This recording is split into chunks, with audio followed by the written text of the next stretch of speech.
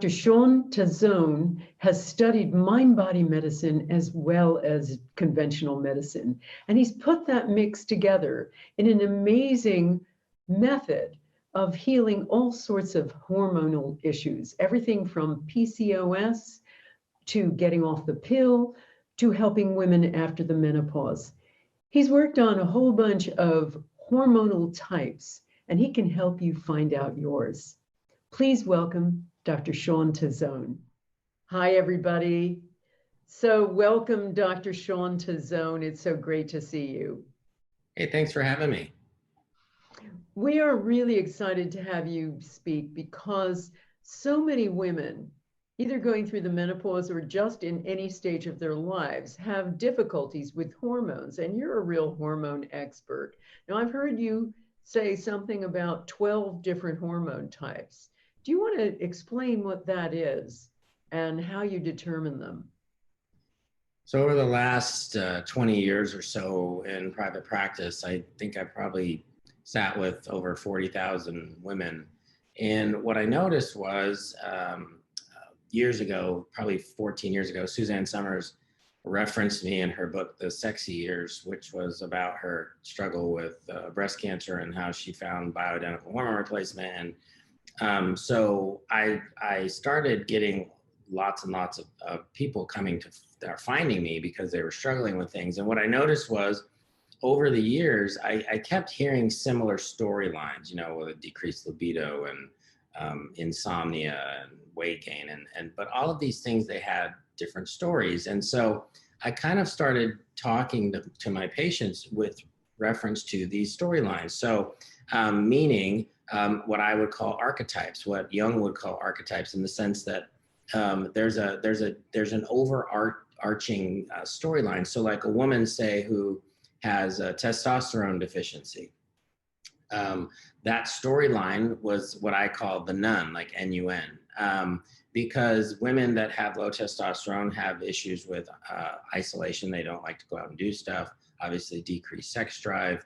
And I jokingly say that, you know, the good nuns don't have sex. So it was a storyline, and none of these stories are good or bad. But when I would talk to patients about hormone imbalances, like I would say, I have a testosterone deficiency, you kind of get that glassy-eyed look. But if I started telling the story of the nun, there would be a light bulb, like, yep, that's exactly what I'm talking about. You know, I'm tired in the afternoons, I have decreased sex drive, you know, I don't feel like going out and doing things. And so they're cloistered. And so what I did was, I was, other than lab testing, because a lot of women don't have access to necessarily get their labs checked whenever they want. I really sat down with this. I'm a math major in college, and I started trying to figure out a way to have a quiz online that wasn't like 5 questions. It's a pretty detailed quiz that's algorithmically loaded on the back end, so that if you answer these 36 questions, it will be able to pick up on your storyline and just give you an idea. Obviously, it's not purely scientific because it's not blood, but it's a good starting point for a lot of women that are trying to figure out why they feel the way they do. So tell me about some of the other archetypes you've found. So they're based in different hormones. So a lot of the hormone imbalances, and that's kind of what I'm getting at with these, is just there's women that say they don't feel like themselves, they don't like the way they feel, but they go to the doctor and they're told over and over again that their labs are normal, you're just getting older, or it's just the way it is. Now, normal, as we know, is a relative word. You know, for hormones, normal is a range. And I kind of look at it like you're either inside the house or you're not in the house. But if you're in the house, which is normal, you could be laying on the floor in the basement or up in the attic, but it could still be normal. So if you're laying on the floor in the basement, that might not feel very well for a lot of women. So say with thyroid, there's a high thyroid, low thyroid. The low thyroid archetype is called the underdog, because those women, they have so much potential. They want to do all the things they want to do, and yet they just don't have the energy or the metabolism to kind of do those things. So they have brain fog, they have hair thinning, weight gain. They're not living up to their full potential, which is why I call them underdogs, because once we get them back to where they need to be balance-wise, they can do all of the things they need to do. Whereas hyperthyroid, or people that have, women that have too high of a thyroid, those women are overachievers because they're just go, go, go, go, go, go, go. And some of these archetypes are also energetic. So it may not necessarily be that you espouse all of the qualities, but energetically, the way that you've answered the questions online, that's how you feel. Estrogen, if it's too high, because estrogen is that dominating female hormone, obviously. And what is the most powerful type of female figure I could think of is a queen.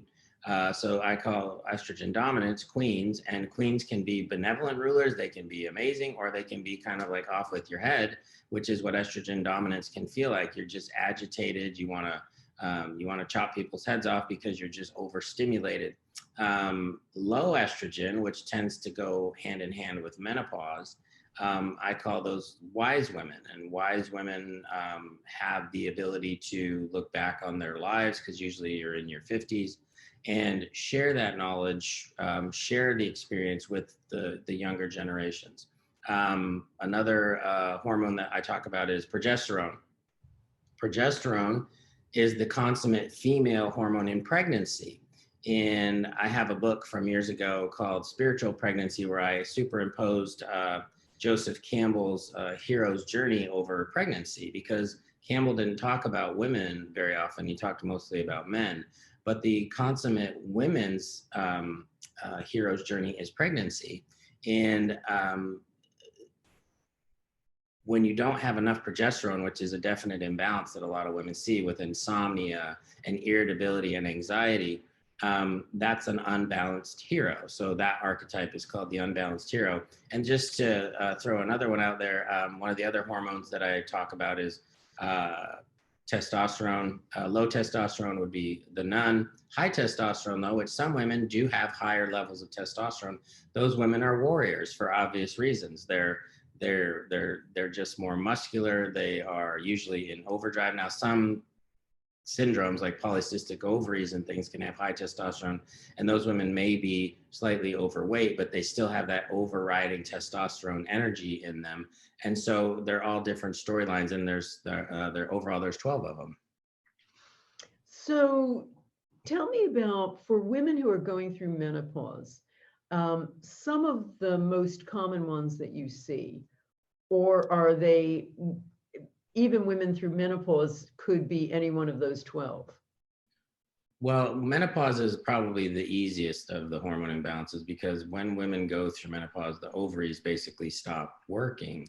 And the ovaries are responsible for about 50% of your testosterone and almost 100% of your estrogen and progesterone. So once you go through menopause, you are in that wise woman state, or there's another archetype I have called the philosopher, and that's where you're kind of a combination of a wise woman and a nun. So your testosterone's low, your estrogen's low, and there could be countless numbers of archetypes. I could have even more combinations, but when you're writing a book, which is what I have coming out in the spring of next year, the publishers were trying to get me to narrow it down to 6, because they don't want a book that's 800 pages.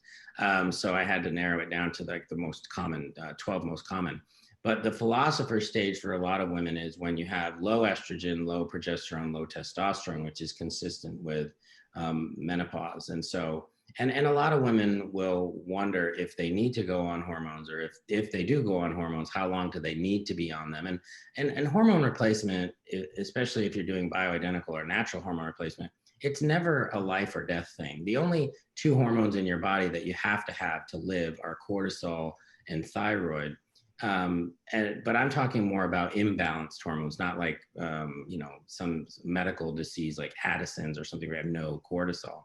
So none of these are, you never have to use medications, obviously. The medications or hormone replacement, bioidentical hormone replacement, is quality of life management more than anything. It's not like necessary for life or death. Mm-hmm. Now, what would you suggest? What are the things that you suggest that you think are slightly different from what most people get recommended when they're going through menopause and beyond? Well, I think most women, when they go to see a physician, first of all, especially if they're in their 20s, 30s, 40s, are going to many times be told that even if they have their hormones checked, that their hormones are normal. And normal is such a I said just a relative word. It's like, but where are you in the normal range, and what are your symptoms? That being said, hormones are just a small piece of the puzzle, and I feel like there's six different aspects to hormone balance. One being hormones, but one being a spiritual practice, and that may sound kind of maybe not to this crowd, but it may sound strange to some.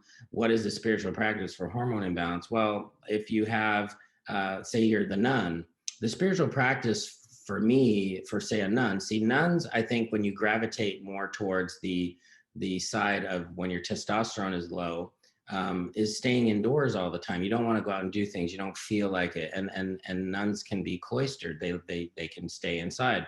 So my spiritual practice for women that have testosterone deficiency is to get out and do things. Get out and hike in nature. Get out and make yourself go outside. Make yourself be with other people, whether it's family or friends. That to me is a spiritual practice. So it doesn't mean like, going to church or something. It could be something like journaling or something along those lines. So that's one aspect.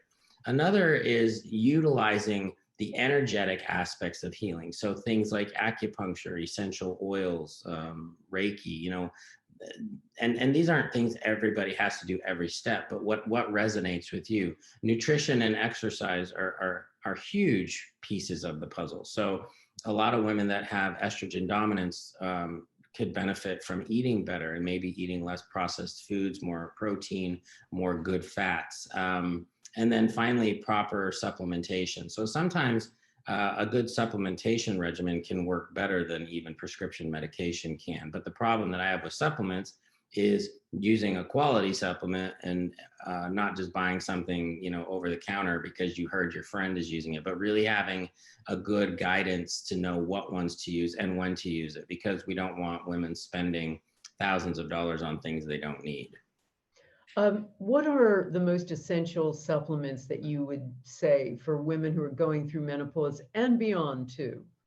Because Well, we have a my lot of big listeners who are postmenopausal and want to My know. big three, whether it's menopause, perimenopause, my big three for women are going to be magnesium. Magnesium is amazing for hundreds of functions in the body, but magnesium initially for women, especially in menopause, perimenopause, is going to be sleep. Because that's a real problem for women entering menopause, is they don't sleep particularly well, and we know how important sleep is. Magnesium glycinate is probably, it's a cheap supplement. It's easy to take. It's good for blood pressure. It's good for your heart. It's good for your bowels and normal bowel movements. A good either flax oil or fish oil is great, because hormones are made from cholesterol. And if you're not eating good amounts of omega-3 and 9 and 6, then you might have a functional problem there. And then third is maca. Maca is a root that grows in Peru. And the thing about maca that's really interesting is that a lot of women I see in my clinic, they'll use maca in their shake or whatever. The problem with a lot of the maca on the market, especially if it's in that powdered form, is that there's 13 different phenotypes of maca: red, white, yellow. There's different kinds. And certain phenotypes of maca work for men, some work for women, and then some work better in menopause or in women that have polycystic ovarian syndrome or infertility. And so you have to use the right maca. And if you're just using a big bulk powder, you don't know exactly what you're getting. So there's certain companies that really put a lot of effort into structuring things the right way as far as the maca goes. But those big three for me would be maca, fish oil, and magnesium. Can you tell us some of the products that you rate as being really good maca? So there's well, I'm partial to one, and I don't have any financial ties to them. I'm on their medical advisory board, but I don't get money from them. Is a company called Symphony, and the reason that I like Symphony and their product is called Feminescence is because they have really done a couple of things. One is, years ago, a big Chinese firm came in and bought most of the maca on the market, and what they did was they they powdered it and they mixed it with a bunch of fillers. So a lot of the bulk product that's even still out there today, in a lot of supplements, was bought from that and is contaminated or isn't really maca or doesn't have the right maca in it.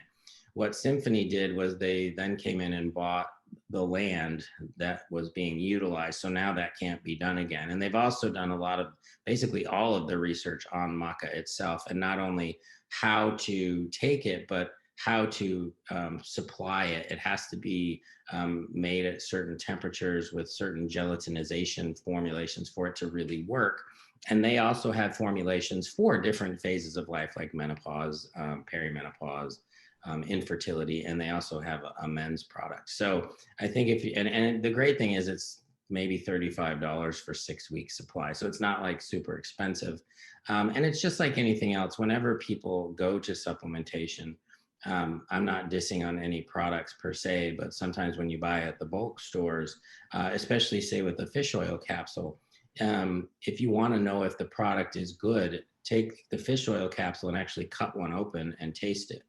If it's horrifying, or that means that it's probably rancid. And one of the things with those gel caps is you can't smell rancidity, you know, how it just doesn't, you can't do, but if you cut it open, you'll know. And so I like, you know, like Nordic Naturals, which has been around forever, and it's a quality supplement, but it's going to be probably, you know, 1.5 times the cost of something that you get at a bulk store.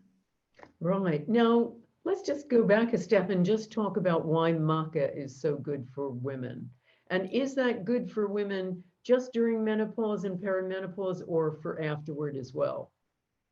I'm a huge fan of maca at most stages of life. I also see, you know, not only women in menopause, but I do see a lot of girls in high school, because girls in high school, you know, they have bad periods. They have heavy periods. They're athletic, and they, you know, things can be imbalanced. They don't necessarily eat the right way. And so I do see a lot of women at that stage of life as well. And maca works really well. Now, the interesting thing about maca is we don't know why it works. We don't know the necessarily the mechanism of action. And the beautiful thing about it is it helps bring hormones back in line as far as balance goes. Like a lot of women, say, who have polycystic ovarian syndrome, where they're not ovulating every month. We put some of those women, say, on metformin, which is a really harsh prescription medication that has a lot of side effects. It's a diabetic drug, but it can help. Maca can do almost the same thing and bring things back into line, but we don't know it. They're still researching the actual mechanism of action. But as you know, a lot of our pharmaceutical products are made from plants and from things like that. It's just that the pharmaceutical companies will come in and really concentrate the effects and make it much stronger. And sometimes I think having the constituency of that actual plant medicine is the whole plant works a lot better than just picking out the one little thing. Like maybe maca works because of all of the you know, the glycosides and all the things that are in it, versus picking that one little chemical out of it and making it into a medication. So there is some new research. The company Symphony that I mentioned is coming out with some new papers here in the next probably 6 months. That's going to be pretty exciting. But it's really good for getting rid of a lot of the symptoms, say with menopause, hot flashes, mood swings, irritability. Probably 70% of the women that try a supplement like that will have great help with it. Some won't, but most will. And it's the risk factors are, you know, infinitesimal compared to medications. Now, what about, you mentioned younger women who have polycystic ovarian syndrome. What sort of things do you do with them? And So maybe I should say diet. So let's start with diet. So what I find, and I'm sure you probably have other people on probably really focusing on diet, something that I find in my patient population, hormone imbalance, that works most of the time. And diet is really an interesting thing, because we are all, you know, individual. And so for what works for one person may not work for another. But we know with PCOS, a lot of those women have issues with insulin resistance. And so that is something where your insulin levels have to go higher, because your body's not responding to the insulin that it already makes. And insulin in high levels causes inflammation. It also is a fat storage hormone. It makes you store calories. That's what it's there for. And so that's why a lot of these women that have high insulin levels don't lose weight. And they'll say, I'm working out, I'm eating right, but I'm still gaining weight. And it's because your insulin isn't working. And so you make more insulin, and then you're just in this kind of fat storage mode. So what I find that works, and there's people out there that are wonderful experts on this kind of stuff, but I have a lot of my patients have great results doing intermittent fasting, a good 16-8 if you can do it, which is don't eat after 8 p.m. and don't eat again until noon. And then when you do eat, try to eat less processed carbohydrates. I mean, flour, sugar, things like that. I have women that will easily lose 6 pounds a month just doing that. I think that, and that may not work for every person, but especially for PCO, it tends to be a pretty popular, and it's not super easy to do. I mean, for a lot of people, you got to change the way you shift, but I always say, get your carbohydrates from vegetables, and maybe treat yourself every once in a while with some fruit. Fruit isn't evil. It's got a lot of fructose or sugar, which still is sugar. It's just a natural sugar. So if you're already in a fat storage mode and your insulin is high, you want to keep your sugar levels as low as you possibly can to get that insulin to come down. And so, which is what metformin does, that medication I talked about earlier. However, it's artificially driving your glucose down. And that's what people tend to do is, and I'm just as guilty of this as anybody else sometimes, is that you'll take a medication to override something that you're doing with nutrition. A nutrition could probably fix 80 to 90% of the problems that we have. Yes. So what about, there's a lot of young women that we hear about who have really painful periods, really painful. They even feel nauseous. Is that a sign of PCOS, or is that just, the state, that's a sign of poor nutrition or hormone imbalance? Probably a combination of things. Women with PCOS mostly tend not to have periods, but a lot of girls and women struggle with painful periods. And I had this question actually yesterday, and somebody said, aren't cramps okay? And mild cramping, is pretty common, but we're talking about painful periods that are interfering with the way that you want to live your life. That's not normal. And I think a lot of women think that, oh, it's just my period, I just have to tough it out. If it's something where you're missing work or you're missing social activities because it's painful, that's a problem. And what happens is when the lining of the uterus starts to degenerate right as your period is starting, you release a chemical called a prostaglandin into the bloodstream. And prostaglandins are what we use to induce labor. So if you have high levels of prostaglandins, you're going to be cramping super hard. It can be exquisitely painful. High doses of prostaglandins also cause your temperature to go up. It can cause nausea, vomiting, diarrhea, kind of like flu-like symptoms, which is what you just described.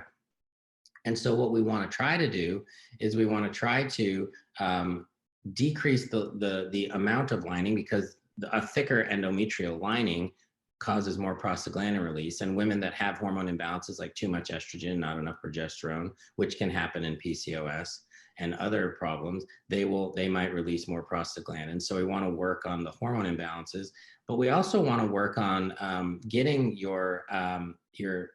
the cascade. There's a cascade that creates prostaglandins in your body, and some cause the uterus to contract very heavily and then also cause increased bleeding. Because they can cause your veins to dilate, so you bleed more. So that's why women sometimes will have heavy, painful periods, is to try to get those prostaglandins to shift to a better cascade pathway, that they are not in high numbers.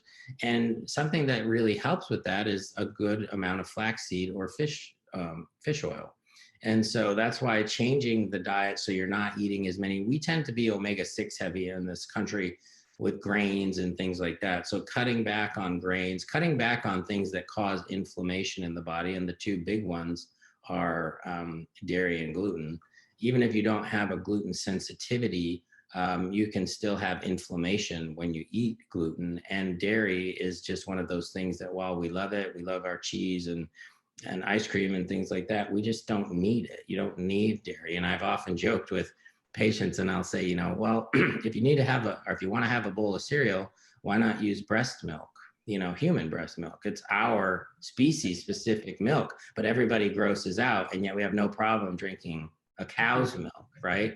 And it's because the milk lobby is huge. We grow up with it. We've got the milk mustaches, but it's super inflammatory in the body. And so women that have something like PCO or endometriosis or one of those inflammatory based disease processes, that can make it worse. And simply by eliminating some of those things from your diet can help a ton.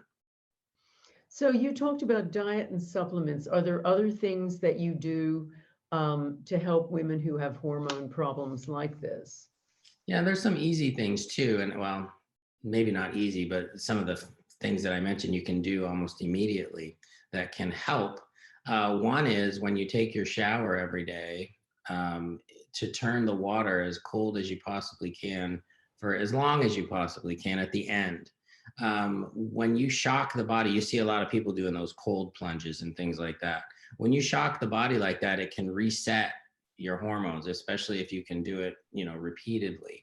And it's also a good way to just kind of start the day. I can't do it for more than probably 10 seconds, but it's not, you know, it's a challenge. It's something that you can try. Another thing, and this is kind of a good one, is to just eat a square daily of really dark chocolate. And the chemicals that are in chocolate help actually make you feel better. They can help balance some issues, but the thing about it is it's not milk chocolate, it's the dark chocolate. And what's interesting is I've done a little thing with myself where I've tried darker and darker and darker all the way up to 100% cacao. And it's really interesting to see how high you can go before it just becomes like horrible. I mean, 100%, it was like, you ever think, I remember when I was a kid and my mom was cooking with baking cocoa, but it looked like the Nestle stuff that has all the sugar in it. And I remember kind of sneaking up and taking like a spoonful of it and putting it in my mouth and just crying because it was so horrible. But that's the kind of stuff that's probably better for you. But yeah, so trying to get as dark as you can. And most people, I think on the market, 87% is a pretty common one. But it's good for you. Mm-hmm. What about women who come off the pill? How do you get their hormones back to normal? Because they're way out of whack afterward. Yeah, and a lot of women that are coming off the pill, especially if they've been on it for years, sometimes a decade or more, um, you have to wait for the body to kind of wake up. And so what you're trying to do is initially you want to support things. You want to support, you know, the electrolytes, magnesium, zinc, and selenium, and with a good multivitamin. You can wait. Sometimes it takes months. It can take 6 to 9 months for the body to kind of, for the brain, the hypothalamic pituitary axis, for the brain to talk to the ovaries with the feedback mechanism to start up again. Some women luckily come back online really quickly. But especially what happens with coming off the pill is the thyroid. The thyroid has been really squashed when you're taking a birth control pill because it raises estrogen levels so high that it also raises a protein in the blood called thyroid binding globulin, which can drive down the active thyroid in your body, which is why some women may gain weight when they use birth control pills. So all of those, you have to nurture the thyroid, you have to nurture the gut, because we know that taking birth control pills can sometimes alter the gut flora.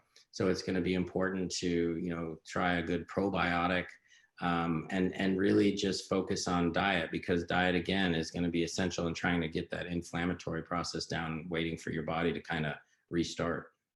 How do you take care of your thyroid when you say with the birth control pill? So basically, when you're nurturing the thyroid, I would recommend, and I didn't really know this. I had a daughter that's almost 27, and when she was 15 and she was on birth control pills, it'd probably be a good idea maybe once a year to look at an electrolyte panel, to look at some thyroid labs to make sure that, and even testosterone, because being on birth control pills can drive your testosterone levels down, and for young girls, that can make them feel just poorly, like they just don't have the zip, they don't have the drive. especially if they're trying to be more athletic at that age. But it's looking at some supplementation, like you could, and this I would only do with the physician's help, but you can take some iodine drops. Like I said, you can balance out your magnesium and your potassium, your zinc, and just work on the hormones and the gut by eating right. Because as we know, teenagers in general probably have not the greatest diet in the world. And so having them eat right and eat foods that aren't as inflammatory can certainly help. Okay, now let's go back to the other end of a woman's life, to postmenopause. What sort of recommendations do you make for women? I know that you like natural hormones, bioidentical hormones. Do you recommend that they take that, or what? Hormone replacement, that's all I use is bioidentical when I do hormone replacement. It's a hormone replacement is an interesting topic because women and physicians got scared with the Women's Health Initiative that came out 12 years ago. And everybody became petrified of estrogen at that point. And estrogen causes cancer and blah, blah, blah. And the reality is estrogen doesn't cause breast cancer. If it did, every woman in the world would get breast cancer because y'all have estrogen. It can potentiate breast cancer if a cancer cell has an estrogen receptor on it. It can definitely potentiate that, but it's not necessarily causing the cancer. And so I hate for women to be afraid, but it's still there. I mean, rampant fear of taking hormone replacement, which is fine. Like I said earlier, it's not life or death, it's quality of life that we're looking at.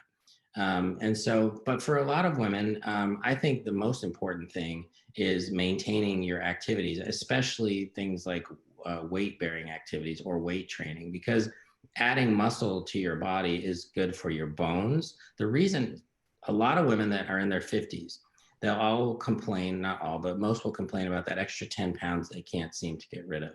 And I think, this is my theory, that your body is just trying to do what it's supposed to do, and it's trying to protect you. And there's two things that extra fat on your body is good for. One is it makes you heavier, which then stresses your bones. The heavier you are, the stronger your bones are. So your body's trying to protect itself against osteoporosis. And fat also makes estrogen. So if you are in menopause and you aren't taking hormones, your body wants to hang on to a little extra fat because it wants to make estrogen to protect itself, because estrogen is also good for your heart. It raises your good cholesterol, lowers your bad cholesterol. And so your body's just trying to do what it needs to do. So I always try to get women to just embrace the fact that your body is working. It's doing what it's supposed to do to try and protect you. Now, if you want to try to balance your hormones, that doesn't mean the fat's just going to just melt away. But if you're already doing things like you're exercising, and every pound of muscle you gain from weightlifting, which is also good for your bones and osteoporosis prevention, but it increases your metabolism by 50 calories a day just sitting on the couch. So if you can add 5 pounds of muscle, that's 250 calories that you're just burning sitting on the couch. So it's good for your metabolism and it's good for your bones, and it also helps regulate hormones. So if you're not going to take hormones, which is perfectly fine, you can maybe supplement your way through that along with good nutrition and cardiovascular and weightlifting. Shawn, we've talked about younger women and women going through menopause. Now, what about women who are well past menopause, in their 60s and 70s? What can they do? What are some of the things they can do? So the two things I think women in that age group want to look at and want to focus on is going to be their heart health and their bone health, because we know cardiovascular disease is huge as any of us age, especially in women that aren't using hormones, because women that don't use hormones have the same heart attack risk as men once they go through menopause. And then also focusing on the inflammation in the body, because inflammation is going to it's tantamount with heart disease, it's tantamount with joint pain and mobility and things like that. So I think what's going to be the focal point for a lot of women is going to be what you're eating, first of all, obviously. And I know that sounds like a broken record and we come back to it all the time, but I think eating a solid, a good amount of protein, probably for most women, at least 100 grams a day of protein, getting a good fat supply, a good, not your good fats like avocados, and not being afraid of things like eggs, like we were, 30, 40 years ago. Eggs were horrible, and they're not. But really just nourishing your body and then staying as active as you can. That doesn't mean you have to be, out there doing, get out there and walk, get out there and, even if you want more resistance, walking in a pool where you have to move a little bit different. Doing resistance training is super important for longevity. And that doesn't mean you have to look like a bodybuilder. It's just, getting out there and doing the weights and doing multiple joints, like, squatting or doing lunges. And there's so many programs out there now. We know that that's the best thing for preventing osteoporosis, having a good level of vitamin D in your body and calcium, and just really keeping up with, I know, we kind of give doctors a bad name sometimes, but I think, checking in yearly and just making sure that your cholesterol levels are good, and that, getting a cardiac CT maybe once every 5 years, so that there's calcium in your heart. And only because if things do change, you can reverse those. Most things can be reversed through just diet for the most part. And so if you're proactive in the way that you do things as you age, that's the best medicine right there. Now, a final question about hormones. Can women start, or should they start, if they wanted bioidentical hormones, can they start after menopause? Or is it got to be something that, or can they start anytime?